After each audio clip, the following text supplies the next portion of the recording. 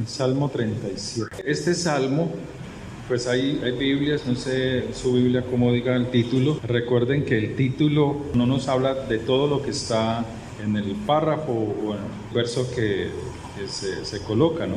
Pero pues teológicamente se debe de colocar un título. En algunas Biblias dice el camino de los malos, o en otras dice exhortación a no desesperarnos, a no impacientarnos. No sé cómo lo tengan ustedes allí.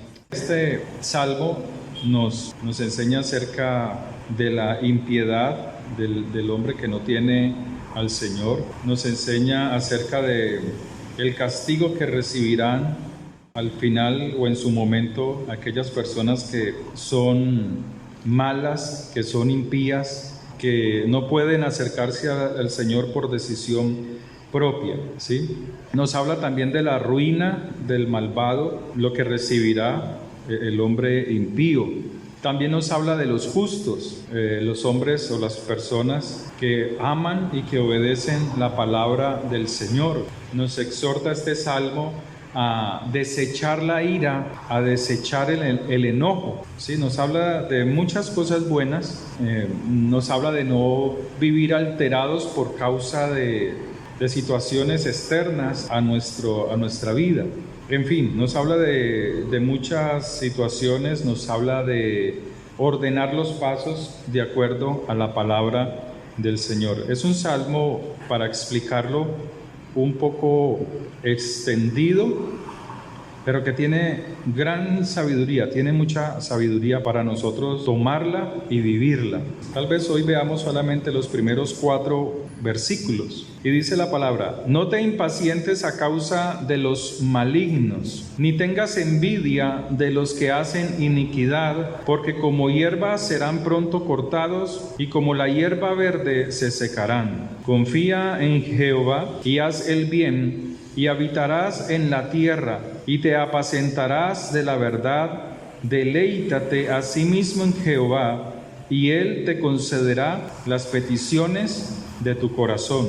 Amén. Verso 5. Encomienda al Señor tu camino, y confía en Él, y Él hará. Verso 6. Exhibirá tu justicia como la luz, y tu derecho como el mediodía. Guarda silencio ante Jehová, y espera en Él.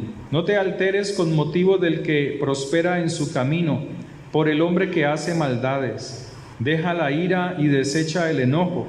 No te excites en manera alguna a hacer lo malo, porque los malignos serán destruidos, pero los que esperan en el Señor, ellos heredarán la tierra. Pues de aquí a poco no existirá el malo, observará su lugar y no estará allí, pero los mansos heredarán la tierra. Esta palabra nos exhorta a no ser impacientes a causa de lo que vemos en gente que no tiene al Señor. Cómo levantan, cómo prosperan, cómo aparentemente en todas las cosas les irá bien. Y Él dice: no tengas envidia de los que hacen iniquidad, no observes la impiedad de ellos. Esa iniquidad bíblicamente está asignada no a gente que no conoce al Señor, sino que la impiedad está en el hombre que se aparta del Señor, que en su corazón se desvía del camino de rectitud. Y la impiedad son actitudes, es rebeldía que se opone a sujeción, al conocimiento del Señor. Esa es la impiedad. Es una actitud del corazón que en un momento dado, por el orgullo, la arrogancia, se aparta del conocimiento del Señor, se aparta de la obediencia del Señor, se aparta de someterse a la autoridad que es el Señor y a las autoridades que dirigen rectamente los caminos del Señor. Entonces, la iniquidad nace de la soberbia, del orgullo. Entonces el Señor nos dice: no te impacientes, no te desesperes, no pierdas como el control, no pierdas por causa de la ansiedad, de ese anhelo, de esa intranquilidad, no pierdas la mirada en el Señor. Deja de mirar allá, más bien concéntrate en observar la palabra del Señor. Y Él nos sigue diciendo, no tengas envidia de los que hacen iniquidad. Primero nos dice, no estés intranquilo, no seas mal sufrido, por decirlo de alguna manera, no seas anheloso con grandes cosas que la persona quiera que le sucedan a sí mismo, como cuando una persona pasa por ciertas dificultades y ve que los que lo rodean tienen bienestar, y él está en su mente pensando, deseando que esa situación cambie, para que esos que están ahí en derredor no lo hagan sentir desdichado, no lo hagan sentir menospreciado. Entonces muchas veces aquella persona está impaciente, está deseosa de que su situación sea transformada milagrosamente. Pero el Señor dice, ni tengas envidia de los que hacen iniquidad. ¿Y la envidia qué es? ¿Qué produce la envidia? En la envidia se manifiesta el enojo, la tristeza, el deseo de querer o de obtener para sí algo que tiene la otra persona. Entonces Él dice, no mires al impío, no mires al hombre inicuo, ni tengas envidia de lo que ese hombre tiene o cómo ese hombre vive, porque luego el Señor dice la razón. Y Él dice en el verso 2, porque como la hierba ¿qué? Pero aquí está hablando de hierba verde, o sea que muchas veces el impío, el inicuo, aparentemente tiene una grande prosperidad. Pero el Señor está diciendo, porque como la hierba serán pronto cortados, y como la hierba verde se secarán. Ese es el consejo del Señor. Y Él dice, confía en el Señor. Amén. Confía en el Señor, no lo observes, no lo mires. En Mateo capítulo 13, el Señor nos aconseja y nos muestra cómo es la hierba verde, o el hombre que es como la hierba verde. Mateo capítulo 13. Y nos habla de una semilla, que es la palabra del Señor. Y nos habla de la tierra, que somos nosotros. Y en el verso 5 dice, parte cayó en pedregales, o sea, parte de esa semilla cayó en pedregales, donde no había mucha tierra, o sea, había más piedra que tierra. Y brotó pronto, porque no tenía profundidad de tierra, pero salido el sol se quemó, y porque no tenía raíz, se secó. Y esto nos habla de que muchas veces el hombre, el impío, el inicuo, el que conoce al Señor y se aparta, es como la hierba verde. La hierba no tiene un tronco firme, ni tiene raíces largas que se adhieran a la tierra para estar firme en los tiempos del sol, del calor del sol, de las dificultades, de los problemas. Nos habla cómo aquellas dificultades pues dañan, secan lo poco que tiene, destruyen la vida que tiene. Y Él dice, como la hierba verde se secarán. Y el consejo que nos da el Señor es, confía en el Señor, confía en el Señor, pon tu confianza en el Señor a pesar de las dificultades. Amén. Algo que tiene la palabra de Dios es que muchas veces ella no necesita interpretación. Si uno supiera todos los versículos bíblicos y uno estuviese leyendo, la misma palabra lo va llevando a narraciones, y esas narraciones en otros pasajes bíblicos le da la respuesta. La palabra de Dios nos muestra qué es confiar en el Señor. Y uno de ellos es Isaías 30, verso 15. Nos dice que es confiar en el Señor. Y dice así, porque así dijo el Señor, el Santo de Israel, en descanso y en reposo seréis salvos. En quietud y en confianza será vuestra fortaleza. Y dice el Señor en el libro de Isaías que el pueblo no quiso. Amén. Que el pueblo de Dios no quiso. Entonces, pero si uno lo mira detalladamente, nos habla de que confiar en el Señor, o la exhortación que Dios nos hace de confiar en Él, produce beneficios para nosotros. ¿Cuáles? Nos dice que produce descanso, nos dice que produce reposo y nos dice que la confianza en Él produce en nosotros salvación. Amén. Entonces, confiar en el Señor produce esa firmeza, y estar firmes en el Señor produce estas tres situaciones. Amén. Descanso, reposo, salvación. ¿Cómo se produce ella? Por la quietud del corazón.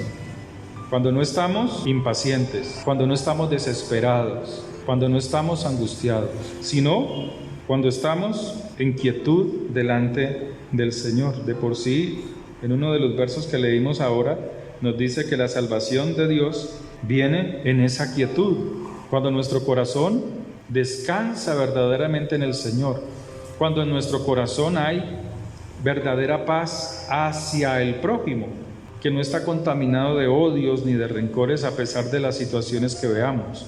Amén. Entonces, nos dice, confía en Jehová y haz el bien. Entonces está diciendo que no solamente confiar en el Señor, sino que hagamos lo bueno.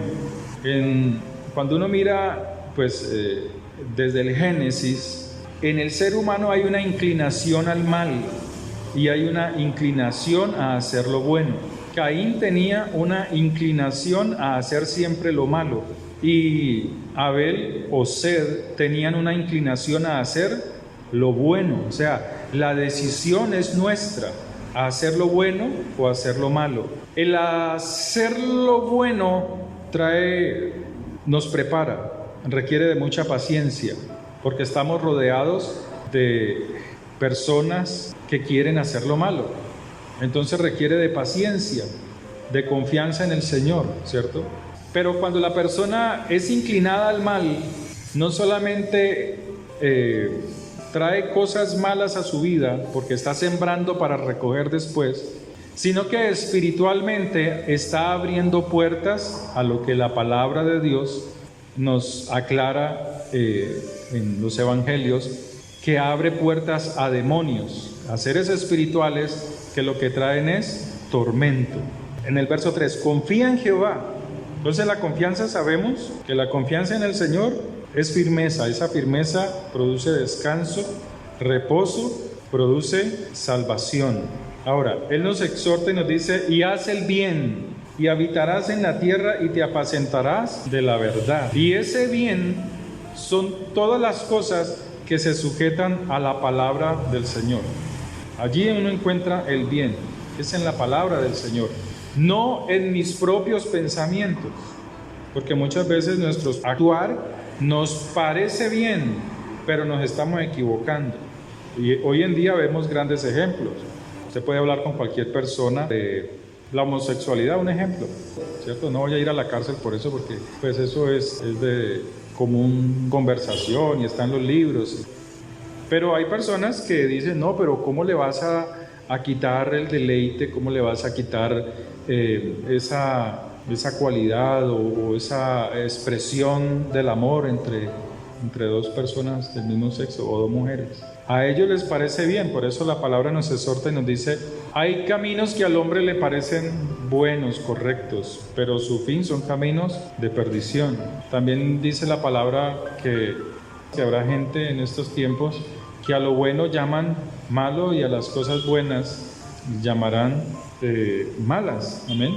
Entonces, siempre la palabra de Dios nos exhorta sobre muchas situaciones. Y ese hacer bien se refiere no solamente aquí en la palabra a hacer las cosas concernientes al templo, como lo expresa en muchos versículos, sino mi relación con el prójimo. ¿Cómo es mi relación con el prójimo? ¿Cierto?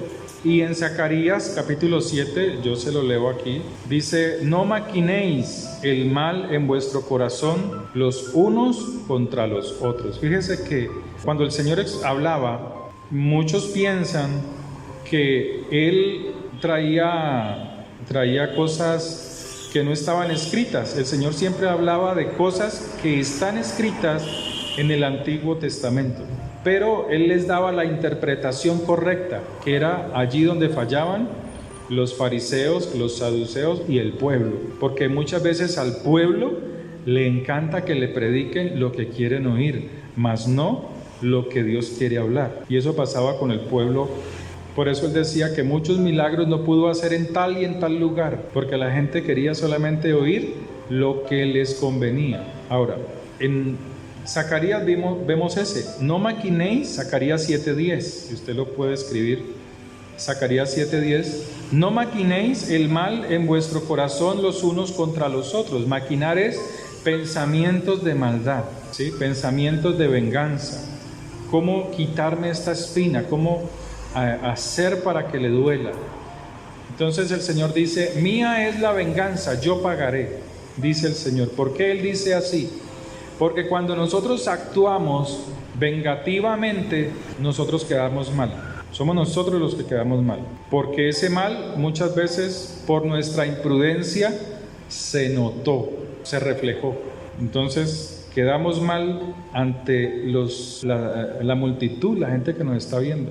Pero cuando en un momento dado dejamos que el Señor sea el que tome nuestra situación, nadie va a saber que fuimos nosotros. O sea, nosotros no tenemos que ver nada en el resultado que tenga esa persona por su maldad, sino que le pasó algo malo, fue algo que hizo, algo que sembró y que recogió. Yo no tengo nada que ver ahí, no sé si me hago entender.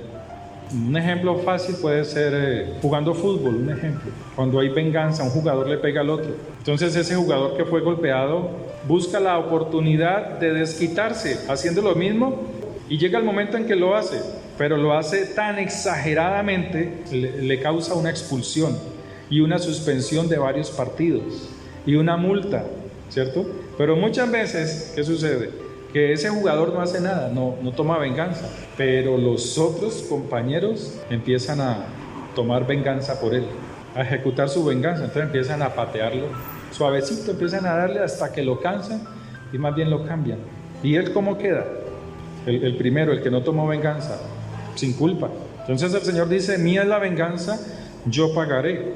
Entonces el Salmo 37:4, que es el que estamos viendo en sus 4 primeros versículos, dice, confía en el Señor, pero haz el bien. O sea, son 2 cosas que hay que hacer, porque muchos confían en el Señor, oran, cantan alabanzas a Dios, hablan bonito de Dios, pero están muertos. ¿Por qué? Porque la misma palabra en primera carta de Juan nos dice, 3, versículo 14, nosotros sabemos que hemos pasado de muerte a vida. O sea, las situaciones, lo que nos exhorta aquí la palabra es algo de prestar mucha atención. Juan 3:14, nosotros sabemos que hemos pasado de muerte a vida. ¿En qué sabemos eso? Dice, en que amamos a los hermanos, ¿cierto? El que no ama a su hermano permanece en muerte. Y eso es para examinarnos. O sea, hay momentos en que en nosotros nos puede producir una molestia, rabia, enojo, ciertas situaciones y ciertos comportamientos de otras personas. Pero el Señor dice que debemos de cuidarnos, debemos de guardarnos, de que ese enojo, esa molestia no se convierta en una ira desbordada, porque al Señor le dio ira. El Señor habla de que Él se airaba con... Es más, en un pasaje dice que Él los miró como con tristeza, pero con ira, como calladamente con rabia, porque lo despreciaban a Él, despreciaban sus enseñanzas. Y nos enseña también el Señor diciendo, amarás a tu prójimo como a ti mismo te amas, y nos exhorta y nos dice que debemos de amar a nuestros enemigos. ¿Pero a cuáles? A los que nos ultrajan, ¿cierto? Ultrajan, golpean, dice allí. Sí, a los que maltratan, y le estaba hablando a los apóstoles. Pero si lo vemos en la vida cristiana, no, la verdad los ejemplos son casi que no hay. Si uno mira la vida de un creyente, muy difícil hallar eso. Entonces él dice, nosotros sabemos que hemos pasado de estar calavéricos a tener vida. ¿Cuándo? Cuando amamos a los hermanos. El que no ama a su hermano permanece muerto. Verso 15, todo aquel que aborrece a su hermano es un asesino. Primera de Juan 3:15. Entonces está hablando de cuidar nosotros el interior, porque rabia sí podemos sentir, pero tenemos que ser cuidadosos. ¿Cómo vamos a reaccionar? Entonces dice, todo aquel que aborrece a su hermano es homicida, o sea, asesino. El homicida anda buscando matar. Y sabéis esto por la palabra, o sea, la palabra es la que nos dice las cosas buenas y las cosas malas. Que ningún homicida tiene vida eterna permanente en el Señor. O sea, ninguno, no es solamente el que hace lo malo, el que físicamente asesina a otro, sino el que guardando en su interior maldad, maquinación, ¿cierto? Dice que ese es un homicida, o sea, la gravedad, cómo el Señor ve el comportamiento del corazón del hombre. Por eso dice el verso 7 del Salmo 37, guarda silencio ante Jehová y espera en él. O sea, espera, o sea, estás viendo una situación que te está incomodando. ¿Por qué? Porque él está diciendo, no te impacientes, verso 1, a causa de los malignos, ni tengas envidia de los que hacen iniquidad. O sea, tanto de los que no conocen al Señor, malignos, tanto los inicuos, conocedores de Dios, puede llamarse cristianos que se han apartado de la palabra, ¿cierto? Ni tengas envidia de los que hacen iniquidad, porque como la hierba serán pronto cortados y como la hierba verde se secarán, o sea, sus obras se secarán. Si se descuidan, también sus propias vidas. Pero como él viene diciendo esto, en el verso 7 dice, guarda silencio, así veas estas cosas. Guarda silencio ante el Señor y espera en Él. No te alteres. Esta alteración es con motivo del que prospera en su camino, o sea, del que hace maldad. ¿Amén? Es lo que él está diciendo. Cuando la palabra nos habla a nosotros, nos dice que todo aquel que aborrece a su hermano es homicida y que esto lo sabemos. ¿Por qué lo sabemos? Porque la palabra nos da la directriz. Que ningún homicida tiene vida eterna permanente en el Señor. Ahora, ¿cómo debemos amar al hermano? O sea, ¿cómo debemos hacer el bien? La palabra de Dios nos lo dice ahí mismo en Juan, primera de Juan, ahí en el 3:18 nos dice, hijitos míos, no amemos de palabra ni de lengua, ¿cierto? Sino de acciones y en verdad. ¿Qué es verdad? De acuerdo a la palabra. Eso es verdad. El Señor dice que aún en esas circunstancias debemos de amar al prójimo, ¿cierto? O sea, que en nuestro corazón no haya odios ni rencores, porque somos inclinados siempre a hacer lo malo. Lo que pasa es que cuando manifestamos esa inclinación, cuando nos tocan directamente, cuando somos tocados directamente, allí se abre, se muestra ese deseo de querer pagar a esa persona con lo mismo que nos hizo o aún cosas mayores. Entonces el Señor por eso nos aconseja y nos dice, guarda silencio ante el Señor y espera en Él. No te alteres con motivo del que prospera en su camino. ¿Quién es? Tanto el malo, ¿cierto? Malignos, o sea, hijos de Satanás, pero inicuos o iniquidad es de alguien que conoce la palabra y se aparta del Señor. A eso es lo que hace referencia. Amén. Entonces dice, aprended a hacer el bien. Isaías 1:17. Dice Isaías 1, verso 17. Aprended a hacer el bien. Entonces, ¿qué está diciendo? ¿Que el bien viene con nosotros? No. Las cosas buenas hay que aprenderlas. Y a hacer el bien hay que aprenderlo, ¿cierto? Buscad el juicio, restituid al agraviado, haced justicia al huérfano y amparad a la viuda. Pero como la palabra se explica solita, ¿sí? Ella no necesita que uno se ponga a inventar, ¿cierto? Entonces, ¿a qué viuda? ¿Cuál es la viuda que hay que ayudar?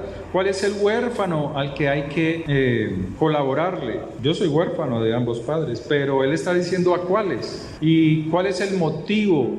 ¿Cuál es la razón?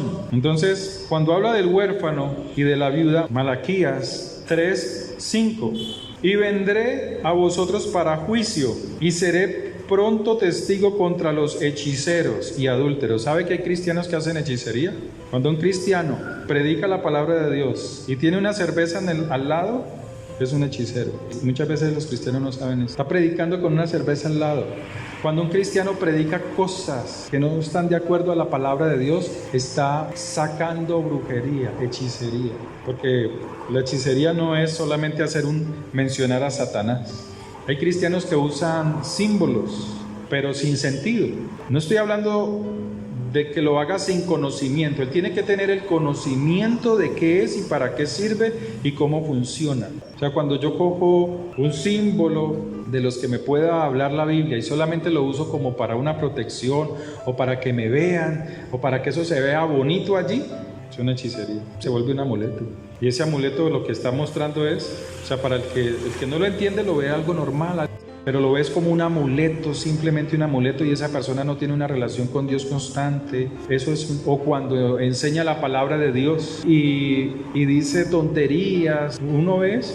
Dice cosas que no se ajustan a la palabra de Dios. Son hechiceros, sino que tienen un ropaje blanco de cristianismo, pero el corazón de esa persona está lleno de odios y de rencores. Entonces ahí hay que tener cuidado, porque si yo voy a decir, lo voy a usar para que los espíritus inmundos no me vengan a tocar en la noche, es su brujería, porque yo como expulso potestades de las tinieblas que quieran molestar mi vida con la palabra en mi boca. ¿Amén? Entonces, Malaquías capítulo 3, verso 5. Y vendré a vosotros para juicio y seré pronto testigo contra los hechiceros y adúlteros, contra los que juran mentira y los que defraudan en su salario al jornalero. ¿Pero a cuáles? A la viuda y al huérfano, y los que hacen injusticia al extranjero, no teniendo temor de mí, dice Jehová de los ejércitos. Hay unos actos de injusticia contra el prójimo. ¿Contra quiénes especialmente? Contra los indefensos. En este caso, ¿quiénes son? El huérfano, la viuda y el extranjero. ¿Pero cuáles? La pregunta es, ¿todos? ¿O a cuáles huérfanos? ¿O a cuáles extranjeros? ¿O a cuáles viudas se refiere? Es gente que está sometida a la palabra de Dios, ¿sí? Si miramos las viudas, dice primera carta de Timoteo, capítulo 5, no reprendas al anciano, sino exhórtale como a padre. O sea que está hablando de creyentes respetuosos. A los más jóvenes como a hermanos, a las ancianas como a madres. O sea, hay una autoridad que se puede ejercer ante el más adulto, a las señoras, ¿cierto? A alguien que tiene esa autoridad, pero respetuosamente. Y a los jóvenes como entre hermanos, o sea, como una familia. A las ancianas como a madres, a las jovencitas como a hermanas, con toda pureza.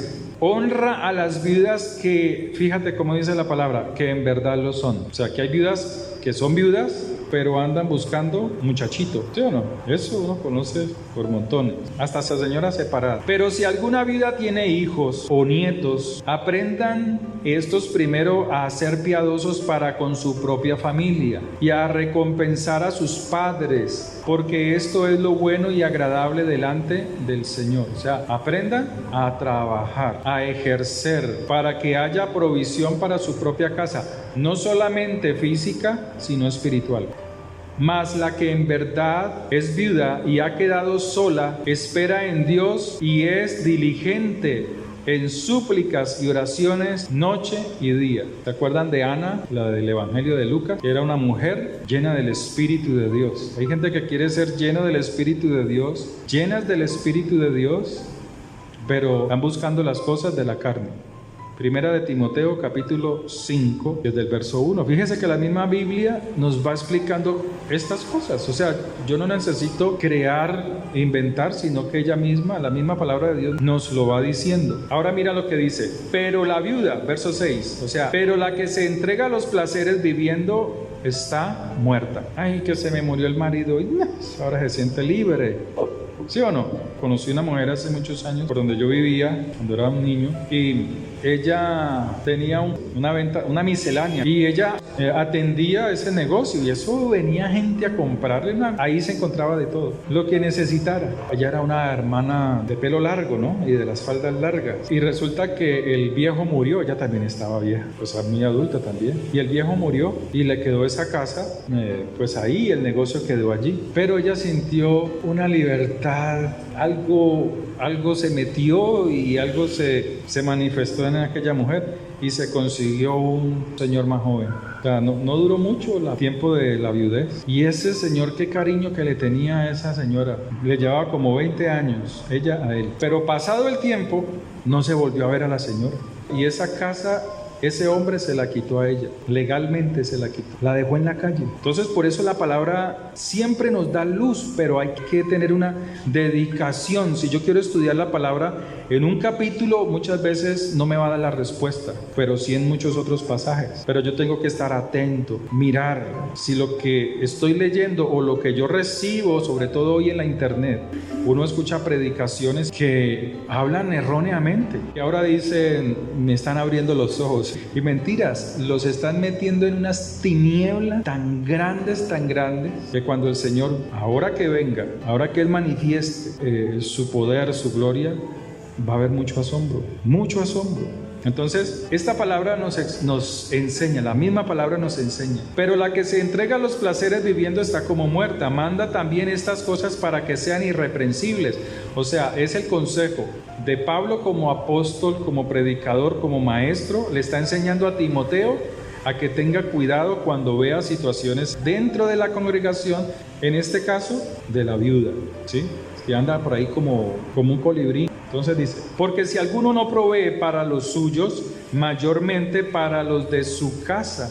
O sea, si no provee para esa misma persona, mucho menos para las de la propia casa. Han negado la fe y es peor que un incrédulo. Y se extiende la palabra de Dios explicándonos sobre estas situaciones. Entonces, el Salmo 37 nos explica, nos habla, nos exhorta a no impacientarnos, nos exhorta a confiar en el Señor y a hacer lo bueno. No está diciendo a ser tontos, a ser bobos, no, sino a hacer lo bueno de acuerdo a la palabra de Dios. En estos días había un hombre gritando como a las 11 de la noche que le regalaran una moneda. Eran las 12 de la noche.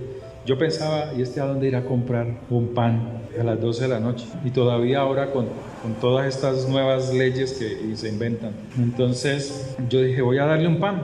Cuando yo cogí el pan, lo metí en una bolsa, el Señor me dice, pues yo sé que era el Señor, Él me decía, no deis el pan de vuestros hijos a los perros.